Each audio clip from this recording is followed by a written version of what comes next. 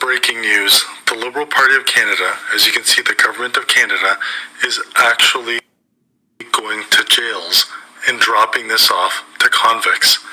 Look what they're trying to do. They're talking about the conservative Pierre Poilievre policy.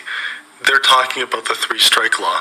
They're talking about the life sentences on serious offenses.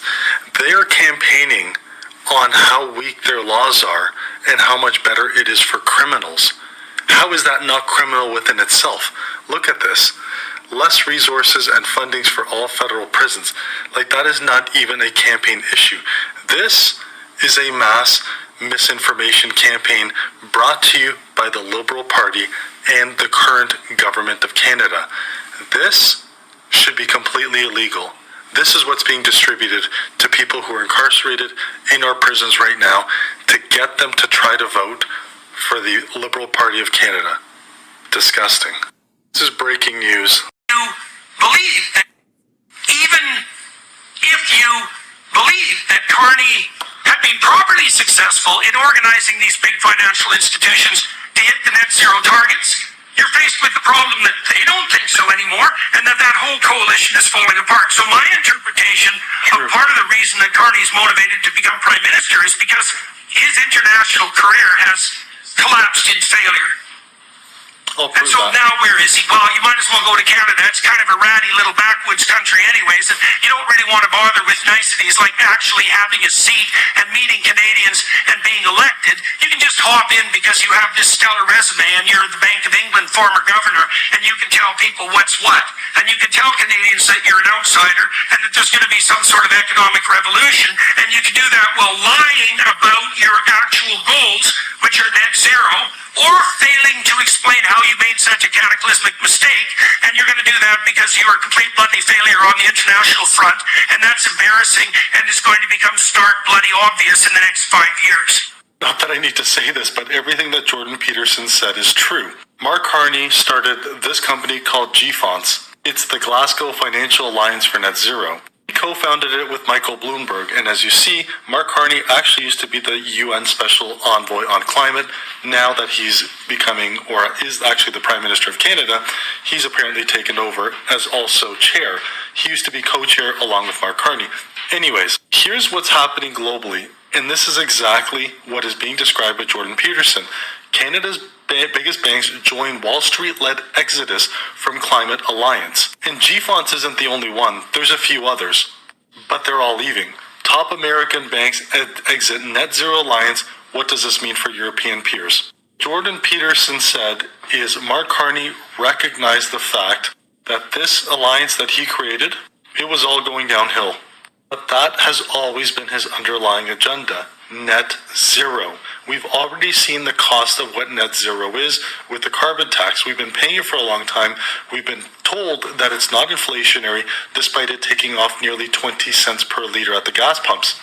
And Canadians maybe have forgotten, carbon tax is not repealed. The act still exists.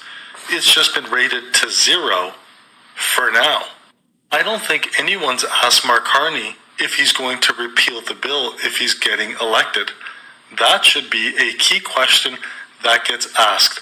Will you repeal the Carbon Tax Act completely and fully so it's never implemented at any point in time for consumers? Because we already know, and he's already said that he is going to implement it on the industrial side, because who's buying steel anyways? Despite it being in almost every single object, including cars that we use on a daily basis. A tax is a tax is a tax. It doesn't matter where in the supply chain it gets implemented. Ultimately, economically speaking, you all have to understand it gets paid by you. And I hate the fact that I made this video and did quite a bit of research. Watch this. Did you know that Mark Carney sold all of our gold reserves? And you know who he sold it to? England. And it gets better.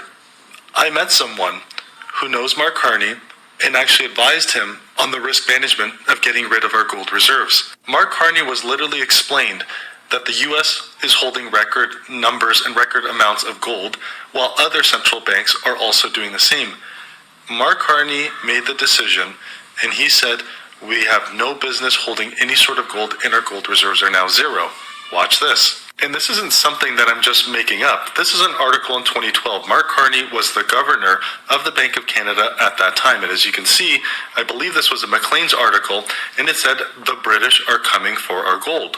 In 2011, Canada sold to the UK, this is under his tenure, Canada sold to the UK a whopping 63% of our gold. For those who don't know, gold is a valuable asset. It is a form of diversification for every country, and that's why all central banks are holding it. As you can see, the chart during his tenure, it went to zero. He made that choice, I was told, specifically in 2012, and you see it completely go down to zero. While it was done after he was gone, that decision had already been made. Guess where Mark Carney went to next? As soon as he left of being the governor of the Bank of Canada, almost 1 month later, he held that position for nearly 7 years. This is where it gets interesting. Just remember that date, 2013 to 2020. During his tenure, that's what the gold reserves looked like for the Bank of England. They hadn't changed before his time, nor during his tenure. Mark Carney made a massive mistake, and he knows it.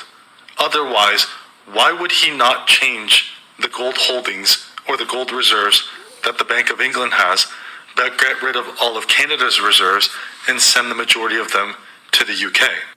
Here's the kicker. I was told by an incredibly highly respected and well-known source that we had sold that gold for $1,200 an ounce. Today, gold is trading at $3,200 an ounce.